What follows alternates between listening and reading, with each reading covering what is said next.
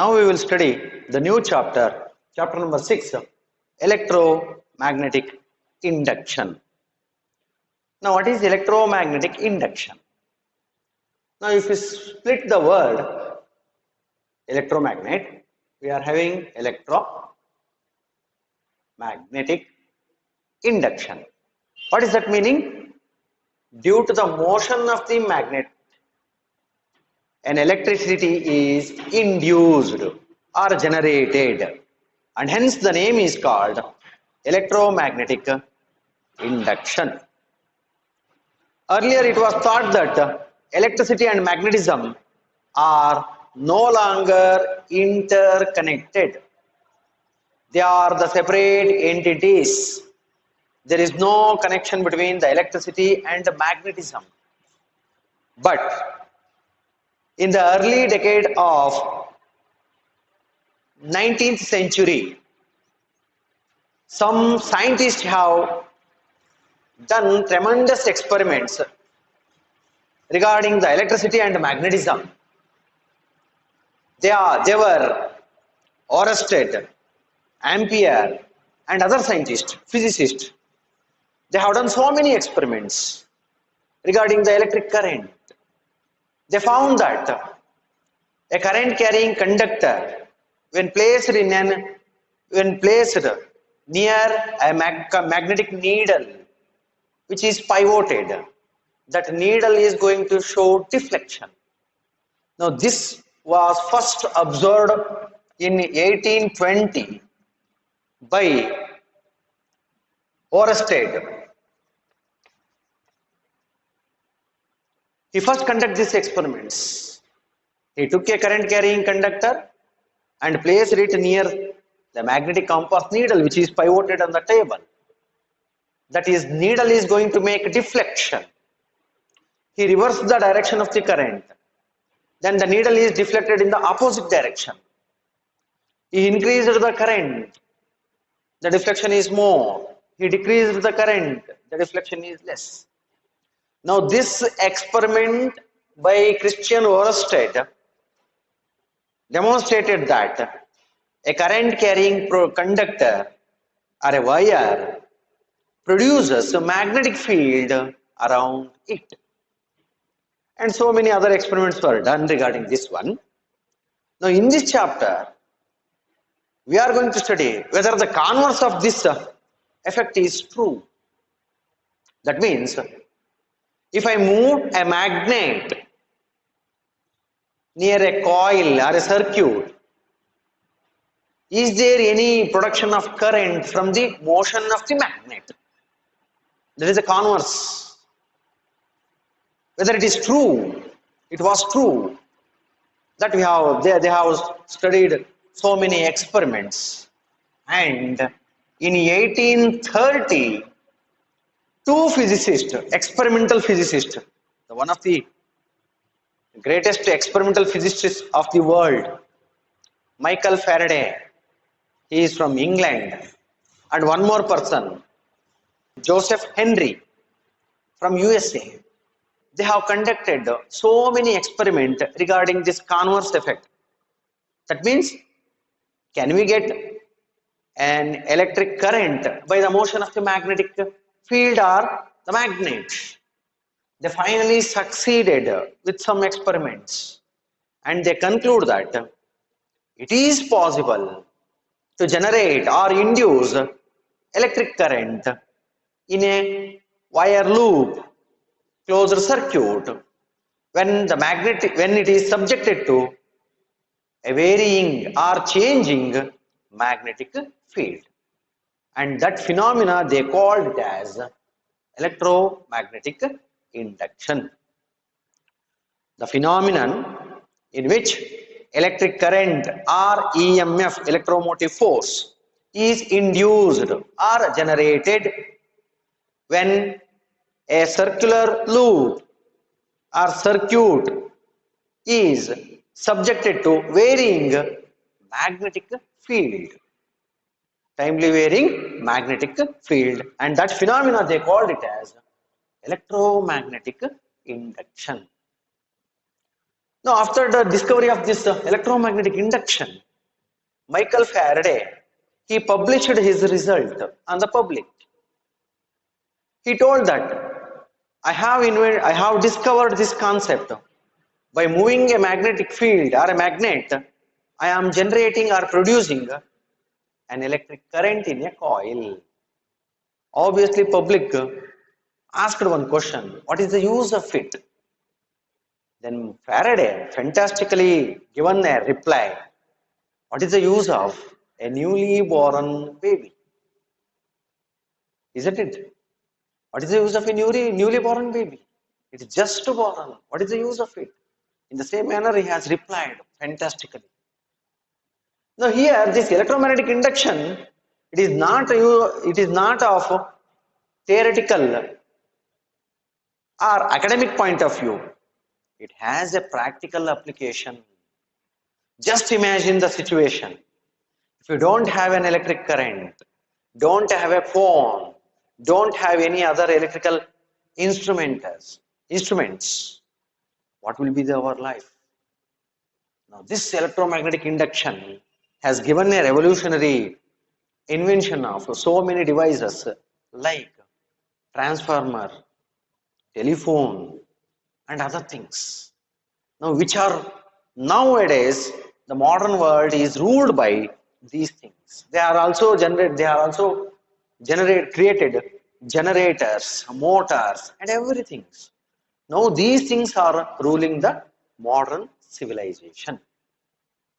Now we will study what are the experiments conducted by Michael Faraday and Joseph Henry. Now we are going to study 3 experiments. First experiment is coil magnet experiment. Second experiment is coil experiment. And third experiment is, it is also a coil experiment without any relative motion between the two. Now these 2 scientists predicted that if there is a relative motion between a magnet and a coil, then obviously an EMF and hence the electric current is induced in that coil or the circuit. That we will study. Now first experiment conducted by Michael Faraday is coil magnet experiment. Coil magnet experiment. He took a coil which is connected to a sensitive galvanometer as shown in the diagram. Now let me call that coil as a C1. He took a bar magnet whose north pole is moving towards the coil. Now first point, north pole it was made to move towards the coil. North pole moving towards the coil. As and when the bar magnet's north pole is moving towards the coil, as shown in the diagram, the magnetic field lines of the bar magnet were linked with that coil or the closed circuit. Since that bar magnet is in motion, the magnetic field lines goes on increasing as the north pole is approaching the coil. That means there is a variation in the magnetic field lines.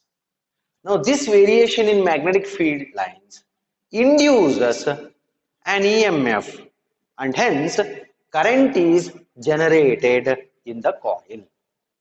That current generated is detected by the galvanometer. As and when the north pole of the bar magnet is made to move towards the coil, the galvanometer shows a momentary deflection. It has shown a momentary deflection. Now, the bar magnet is pulled away from the coil. Then also a current is induced, but it in the opposite direction, and hence the galvanometer has shown opposite deflection. When it is moving in along towards the coil, assume that galvanometer has shown deflection in the left side. Now the second point, when a north pole is taken away from the coil, when it is taken away from the coil, then also the EMF and hence the current is induced, but it is in the opposite direction. Galvanometer shows opposite direction. It's the second point. Now third point, as and when the bar magnet is pushed very fast, north pole is pushed fastly, very fast. Obviously, the induced current is also more. That means galvanometer shows more deflection for the fast movement of the bar magnet. Similarly, as and when the north pole is taken away very fastly, then the galvanometer shows a larger deflection in the opposite direction. That is the fourth point. If it is taken away very fastly, it shows larger deflection in the opposite direction. And one more point, very interesting. Now Michael Faraday conducted. He placed the bar magnet well inside the coil. Then the galvanometer is not showing any deflection. That means if there is no relative motion between the bar magnet and the coil, then there is no EMF is induced and hence there is no current in the coil.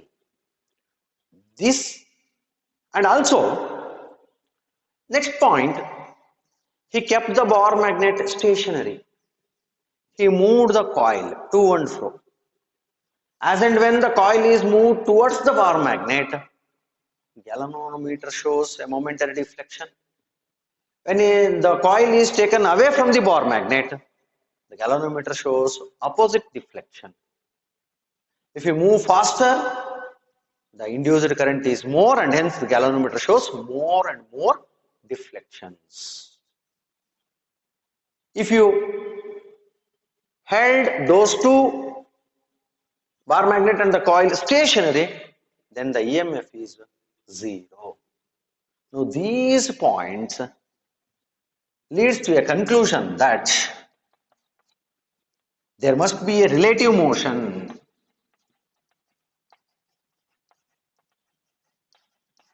between coil and the magnet.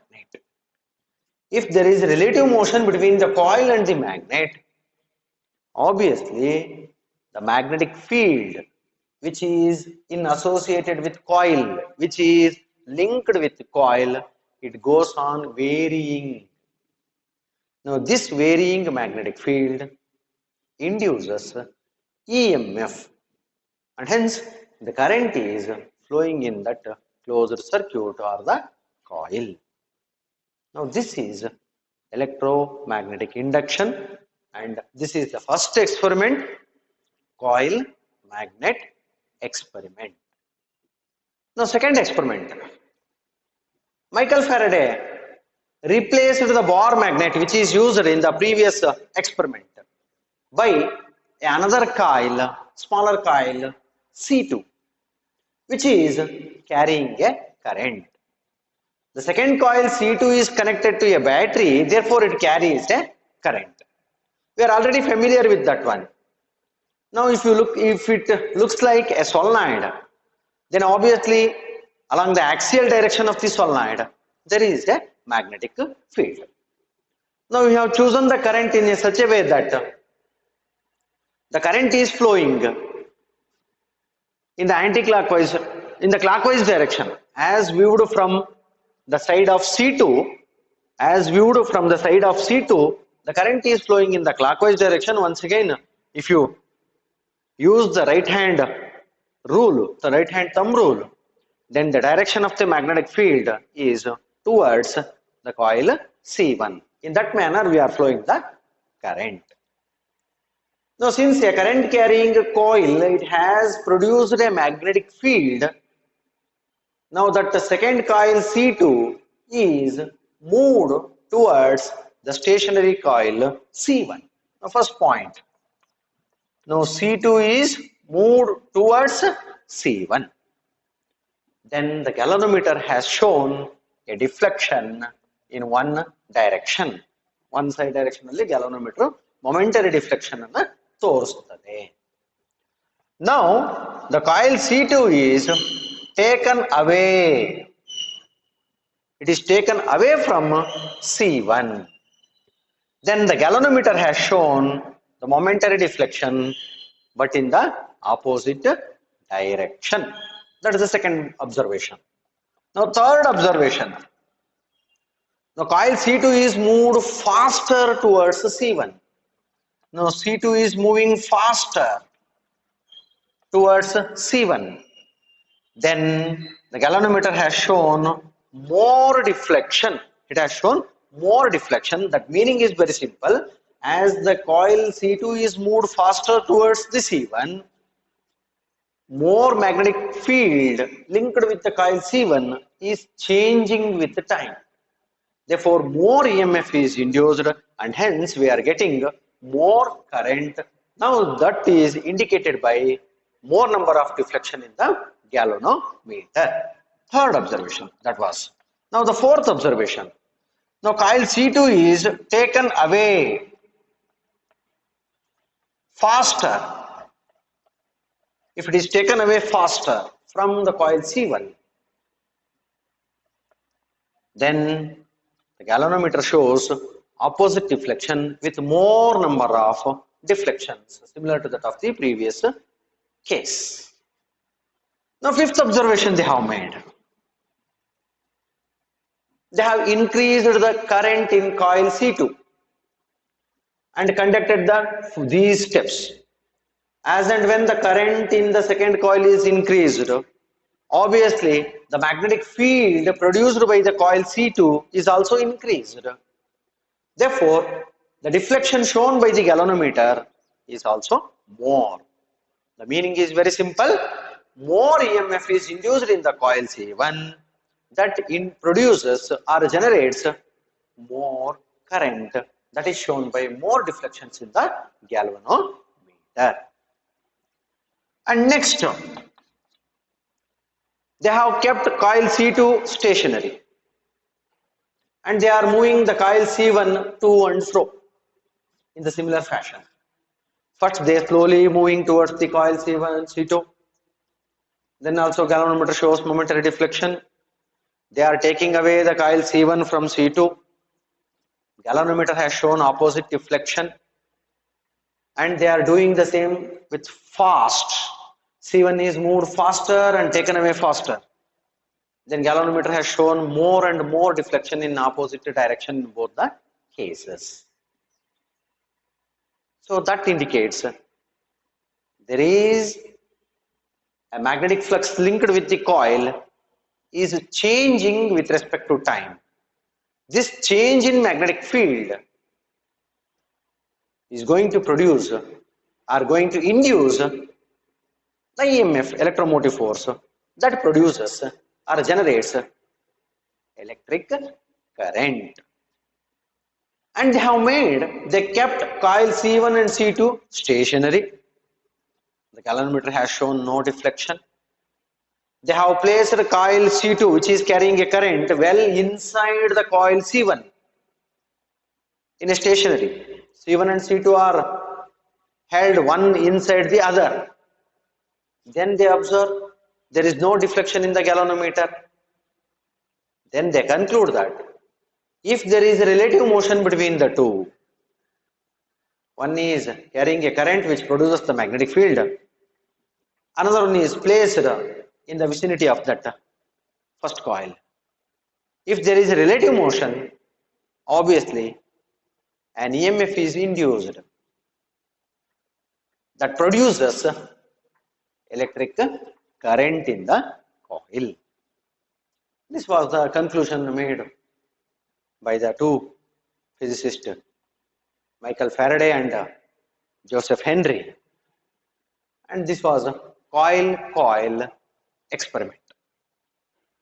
Now, next point is very interesting.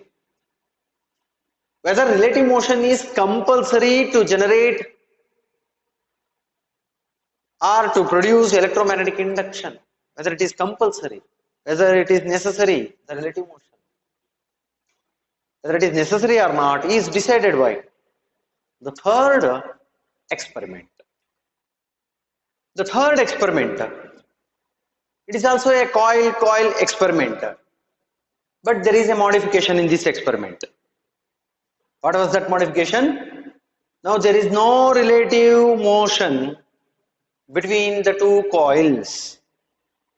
Now they are going to study whether the relative motion is essential for the generation of EMF and hence the electric current by the variation of magnetic field. That they are going to study. The modification is in the coil 2, we have connected a battery along with a tap key. In the previous experiment, the tap key was absent. Now they have introduced this tap key. Now they are not at all moving the two coils C1 and C2. They are held at rest.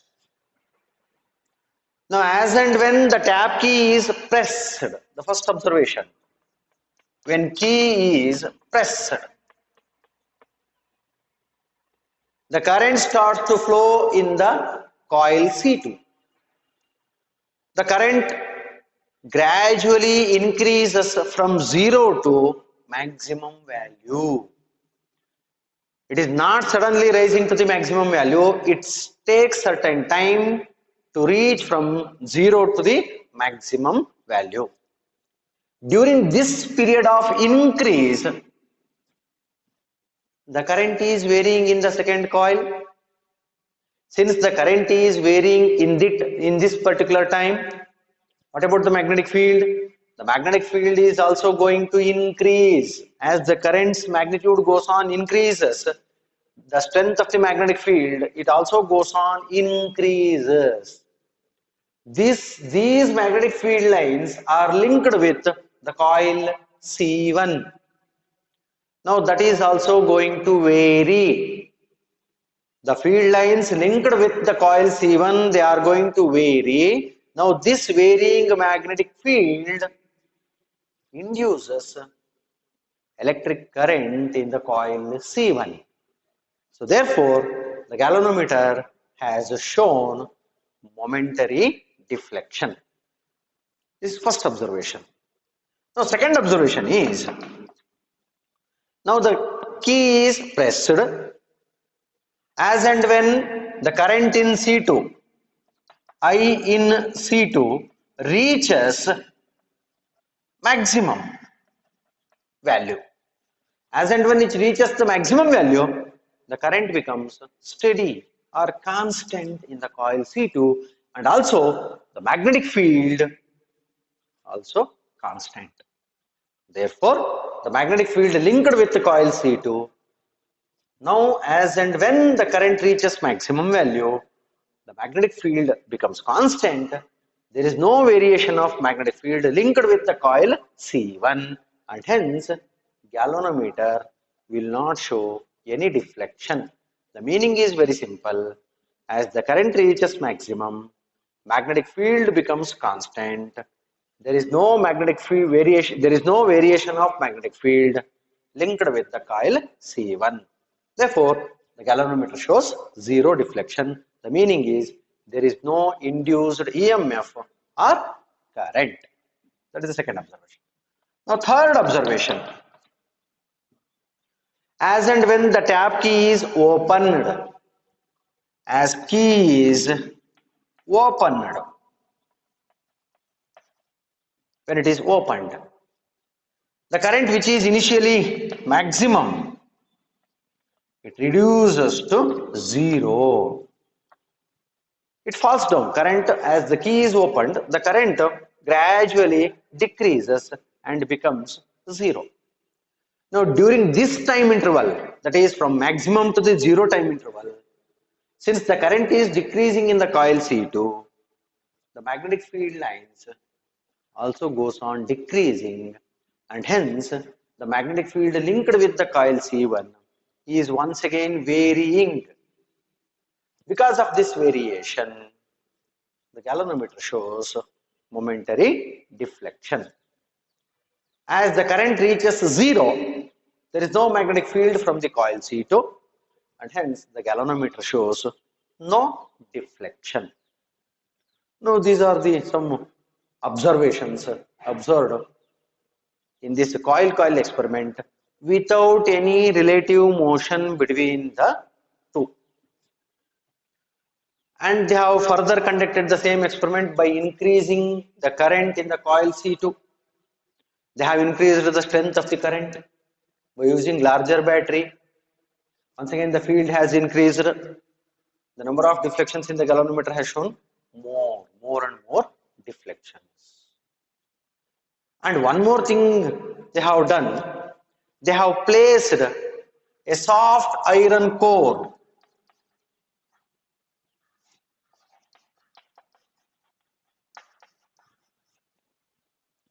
inside the coil C2. Then what happened? Obviously, we know that whenever a soft iron core is placed inside a solenoid, the magnetic field inside it also increases. The same thing happened here. As and when the soft iron core is placed inside the coil C2, the magnetic field produced by it has also increased, and hence the galvanometer has shown more deflection. And one more thing they have made, they have introduced a soft iron core in both the coils. They have introduced the soft iron core in both the coils, then the galvanometer has shown still more deflections. So we can increase the induced EMF in these ways.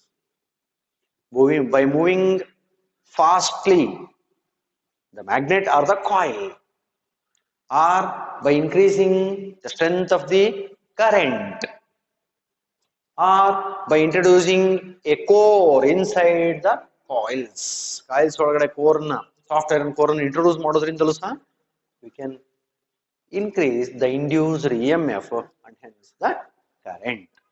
Now these three experiments conclude that an EMF and hence the current is generated in a coil whenever the magnetic field linked with the coil is changing with time. If there is a rate of change of magnetic field linked with that coil, then obviously an EMF is induced in that coil that generates the current. In some cases, there must be a relative motion. In this case, there need not be any relative motion. Even then also, we are getting the induced EMF and hence the current. Now, these are the three important experiments made by Michael Faraday and Joseph Henry separately. Michael Faraday, he was in London. He is conducting all these experiments, and at the same time, Joseph Henry is also doing so many experiments regarding the same concept. And they have concluded that a timely varying magnetic field, if it is linked with the coil, an EMF is generated inside the coil, which produces an electric current, and hence the name electromagnetic induction. Now we study the new concept, magnetic flux. Now this can be defined in the similar way as that of electric flux. We have already defined this one in the previous chapter, that is magnetism and matter. Now here once again the repetition. Now consider a surface which is held normal to the field lines. Then how many number of field lines are passing through that surface is called as magnetic flux. The number of magnetic field lines passing normally through that surface is called as magnetic flux, and it is denoted by the letter 5B. Therefore, magnetic flux 5B, it is the dot product of two vectors. So one is the magnetic field and another one is the area vector. It is vector B dot vector A. Now this magnetic flux, it is a scalar quantity. It is a scalar quantity. So therefore, the magnetic flux, it not only depends on the magnetic field and the area, but also depends on the angle between the magnetic field vector and the area vector. Now here we have taken area as a vector quantity. Where is the direction? If you take a surface and draw a normal to that surface, the normal to that surface represents the area, direction of the area vector. Therefore, flux not only depends on the magnitude of field, magnitude of the area, but also depends on the orientation of area with respect to the field direction, that is theta, that is as shown in that diagram. If the magnetic field is uniform, then the magnetic flux is given by this simple relation. If the magnetic field is non-uniform, as shown in the second diagram, now in that case, the magnetic field is having different directions. So therefore, it is not uniform. If it is the case, then how can you work out the magnetic field, magnetic flux, total magnetic flux? Now phi B is equal to, now that entire area is divided into small elemental areas. In that areas, the magnetic field should be uniform. Now here we have considered a small elemental area delta A1. In that we are having a uniform magnetic field denoted by B1. Similarly, we have to divide that entire area into small elemental areas. So therefore, the magnetic flux through that small elemental area is B1 delta A1 plus, if you consider the next surface, then it is B2 delta A2 plus B3 delta A3.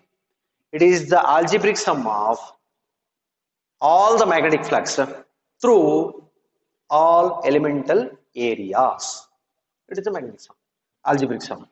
Therefore, the total magnetic field is sigma all. All stands for all the elemental areas, that is B into delta A, B dot delta A. Now this is for a uniform magnetic field and this is for a non-uniform magnetic field. Now the SI unit of magnetic flux is, now field is Tesla and area, it is meter square. Therefore, Tesla meter square is the SI unit of magnetic flux. Now, we are also using another unit, that is Weber.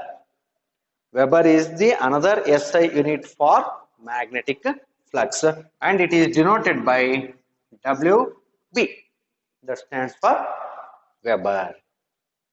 That is regarding the magnetic flux. Now with this concept, we are going to study Faraday's laws of electromagnetic induction.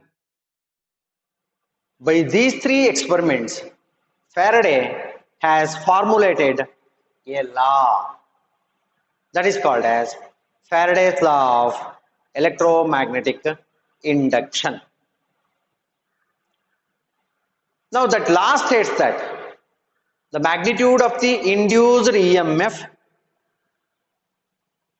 is in the magnitude of the induced EMF in a circuit or a coil is equal to the time rate of change of magnetic flux linked with that coil associated with that coil or the circuit. Mathematically, you can write this one as if E is the EMF induced in that coil, the magnitude of the induced EMF that should be is equal to time rate of change of magnetic flux linked with that coil. Now we put a negative sign there.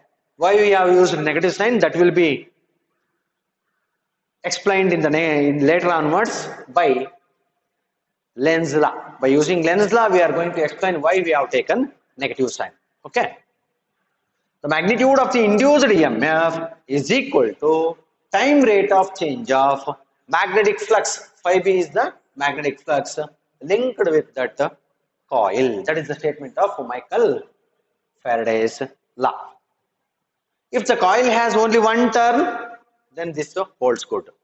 If the coil is having a capital N number of turns, then the same law becomes the magnitude of the induced EMF is equal to minus N into d phi B by dt. So N is the number of turns. So in this way, we can increase the induced EMF by increasing the number of turns in the coil. In that way also we can increase the magnitude of the induced EMF. That is the statement of Faraday's law. In some textbooks they have given Faraday's two laws. One is whenever a magnetic flux or magnetic field is linked with a coil is changing, an EMF is produced. That is first law. Whenever the magnetic field linked with the coil is changing with respect to time, an EMF is induced. And second law, this one, the magnitude of the induced EMF in the coil is equal to the time rate of change of magnetic flux linked with that coil. So like that, they are in some textbook they are mentioning Faraday's two laws, but in our NCERT textbook they are mentioning only one law. This one, the magnitude of the induced EMF is equal to time rate of change of magnetic flux linked with that coil. Now in the statement of Faraday's law, we have used the mathematical form.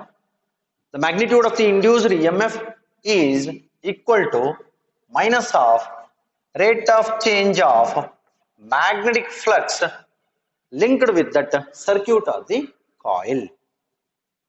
But Michael Faraday has not shown why we have taken negative sign.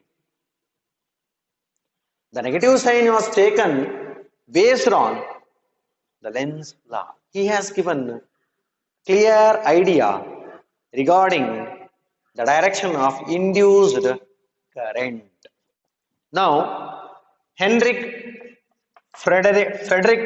Lenz in 1834, he has given a clear law regarding the polarity of induced EMF and hence the current. That law called as Lenz law, the significance of Lenz law is it gives the polarity of induced EMF and hence the current. Now this law states that in electromagnetic induction, the polarity of induced EMF is such that it produces a current which opposes the change in magnetic flux which produced that current. That was the statement. Current ಅನ್ನು produce ಮಾಡಲಿಕ್ಕೆ ಕಾರಣ ಯಾರು? The rate of change of magnetic flux. ಆ magnetic flux ಅನ್ನ change ಆಗೋದನ್ನ oppose ಮಾಡೋದೇ current ನ ಕೆಲಸ ಆಗದೆ. Since it is opposing the change in magnetic flux, he has given the sign negative sign, minus sign. ತನ್ನ ಸೃಷ್ಟಿಗೆ ಕಾರಣೀಕರ್ತರಾದವರನ್ನೇ ಅಪೋಸ್ ಮಾಡ್ತಾ ಇದೆ ಕರೆಂಟು. ಕರೆಂಟ್ ಪ್ರೊಡ್ಯೂಸ್ ಮಾಡ್ಲಿಕ್ಕೆ ಕಾರಣ ಆದವರು change in magnetic flux. Magnetic flux change ಆಗ್ಲಿಲ್ಲ ಅಂದಿದ್ರೆ ಕರೆಂಟ್ ಬರ್ತಿರ್ಲಿಲ್ಲ ಆಗಿತ್ತು. ಕರೆಂಟ್ ಬರ್ಲಿಕ್ಕೆ ಕಾರಣ ಮ್ಯಾಗ್ನೆಟಿಕ್ ಫ್ಲಕ್ಸ್ ಚೇಂಜ್ ಆಗಿದ್ದು. ಆ ಬಂದಂತಹ ಕರೆಂಟ್ ಎಂತ ಮಾಡ್ತಾ ಇದೆ, ಆ ಫ್ಲಕ್ಸ್ ಚೇಂಜ್ ಆಗೋದನ್ನೇ ಅಪೋಸ್ ಮಾಡ್ತಾ ಇದೆ. ಅದರ ಅರ್ಥ ಇಷ್ಟೇಯಾ, if the flux is increasing that current tends to decrease the flux. If the flux is decreasing, then that current tends to increase the change. Like that, the induced current is opposing the change in magnetic flux. That was given by Lenz. Now, based on this one, he is going to explain. If you take that experiment, second experiment, coil experiment with relative motion, he explains that one. As and when the second coil C2, which is carrying a current I, and hence we are having a magnetic field, it is moving towards the coil C1. C1 coil ಕಡೆಗೆ ಅದನ್ನು ನಾವು move ಮಾಡ್ತಾ ಇದೀವಿ ಅಂತ ತಕ್ಷಣ, since the direction of the magnetic field lines indicates that the C2 coil north pole is moving towards C1. If that is the case, then the EMF is induced here. There is a current.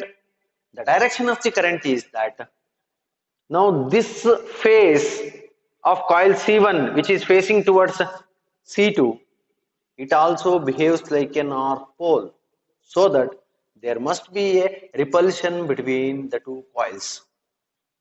If that is the case, then it is going to oppose. C2 coil ಅನ್ನು ನೀವು ತರ್ತಾ ಇದ್ದೀರಿ, ಅದರ north pole ಅನ್ನು ನೀವು C1 coil ಹತ್ರ ತರ್ತಾ ಇದ್ದೀರಿ, ಕರೆಂಟ್ ಜನರೇಟ್ ಆಯ್ತು. ಕರೆಂಟ್ ನ ಡೈರೆಕ್ಷನ್ ಹೇಗಿರ್ಬೇಕು ಅಂತ ಹೇಳಿದ್ರೆ, ನೋಡ್ಕೊಳ್ಳಿ, ಇಲ್ಲಿ ಆಂಟಿ ಕ್ಲಾಕ್ ವೈಸ್ ಅಲ್ಲಿ ನಾವು ತೋರಿಸ್ಕೊಂಡಿದೀವಿ. ಹೀಗೆ ಆಂಟಿ ಕ್ಲಾಕ್ ವೈಸ್ ಅಲ್ಲಿ ನಾವು ತೋರಿಸ್ಕೊಂಡಿರೋದ್ರಿಂದ ಮ್ಯಾಗ್ನೆಟಿಕ್ ಫೀಲ್ಡ್ ಲೈನ್ಸ್ ಹೀಗೆ ಬರ್ತದೆ. C2 ಕಾಯಿಲ್ ಇಂದ ಮ್ಯಾಗ್ನೆಟಿಕ್ ಫೀಲ್ಡ್ ಲೈನ್ಸ್ ಹೀಗೆ ಬಂದ್ರೆ C1 ಕಾಯಿಲ್ ಇಂದ ಮ್ಯಾಗ್ನೆಟಿಕ್ ಫೀಲ್ಡ್ ಲೈನ್ಸ್ ಹೀಗೆ ಬರ್ತದೆ. ಅವಾಗ ನೆಟ್ ಮ್ಯಾಗ್ನೆಟಿಕ್ ಫೀಲ್ಡ್ ಲೈನ್ಸ್ ಏನಾಗ್ತದೆ, it is going to decrease. ಹಾಗೆ ಕರೆಂಟ್ ಅಪೋಸ್ ಮಾಡ್ತದೆ.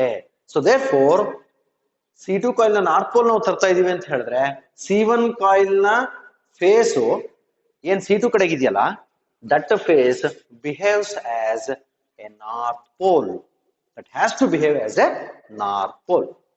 ನೆನಪಲ್ಲಿ ಇಟ್ಕೊಳ್ಳೋಕೆ ಏನ್ ಕೊಟ್ಟಿದ್ದಾನೆ ನೊಟೇಶನ್ ಅಂತ ಹೇಳಿದ್ರೆ, ನಾವು north pole it is N. ಹಾಗಾದ್ರೆ ಕರೆಂಟ್ ಡೈರೆಕ್ಷನ್ ಹೇಗಿರ್ಬೇಕು ಹೇಳಿ. Now the direction of the current is like this indicated. If the current is anti-clockwise direction, now that phase behaves as north pole. This is the nomenclature given by Lenz. Now if the coil is taken away, C2 coil is taken away, what will happen?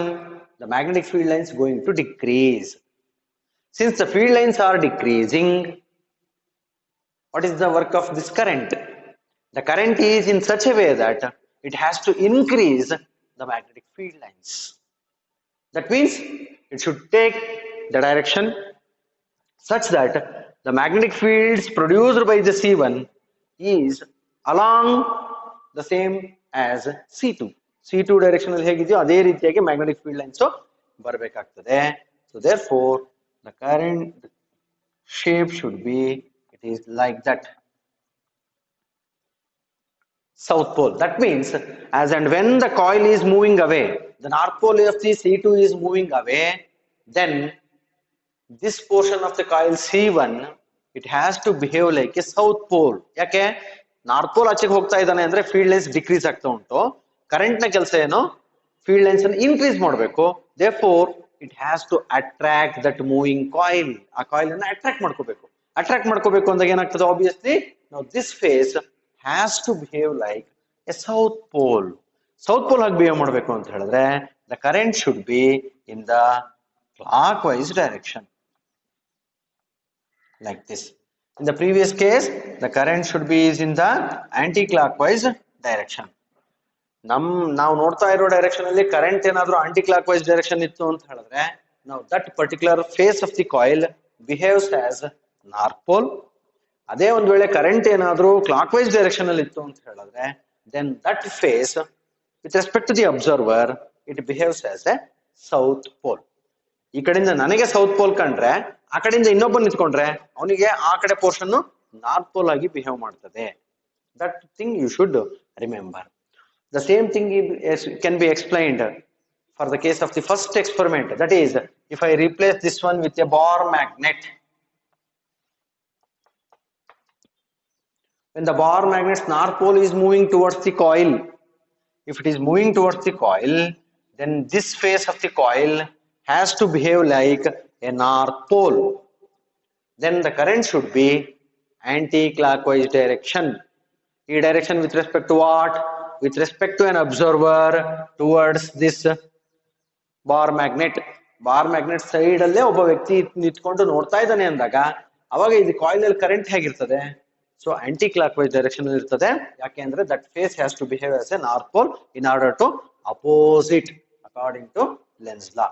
ಅದೇ ನೀವು bar magnet ಅನ್ನ if you are taken it away from that coil, north pole ಆಚೆಗೆ ಹೋಗ್ತಾ ಇದ್ದಾನೆ, north pole ಆಚೆಗೆ ಹೋಗ್ತಾ ಇದ್ದಾನೆ. So ಈಗ ಏನಾಗ್ತದೆ? ಇಟ್ ಹ್ಯಾಸ್ ಟು ಅಟ್ರಾಕ್ಟ್ ಅಂತ ಹೇಳಿದ್ರೆ it has to behave like a south pole. Then obviously the direction of the current should be is in the clockwise direction. In this fashion, so Lenz has given the direction of the induced EMF and the current.